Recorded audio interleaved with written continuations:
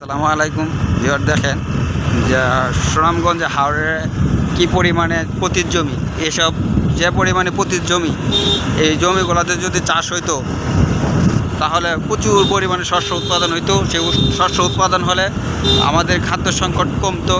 আমাদের যে প্রচুর পরিমাণে খাদ্য সংকট, এইসব পতিত জমি দেখলেই বোঝা যায় যে কী পরিমাণে পতিত জমি পড়ে আছে। আমরা এইসব পতিত জমিতে যদি অবশ্যই ফসল ফলাতে পারতাম তাহলে আমাদের খাদ্য সংকট অনেকটাই কমে যেত। কি পরিমাণে পতিত জমি, তারা শুধু পানির অভাবে বর্ষাকালে তাদের এগুলো পানির নিচে থাকে, আবার শুষ্ক মৌসুমে তারা পানির অভাবে চাষাবাদ করতে পারে না। তাদের সেচ ব্যবস্থা ভালো নয়, তারা গভীর নলকূপ নাই, তারা যে গভীর নলকূপ থেকে পানি উত্তোলন করবে সেই ব্যবস্থা নাই। রাস্তাগুলো দেখেন, সুনামগঞ্জের যে হাওড়ের ভিতর দিয়ে রাস্তাগুলো যায় চিকন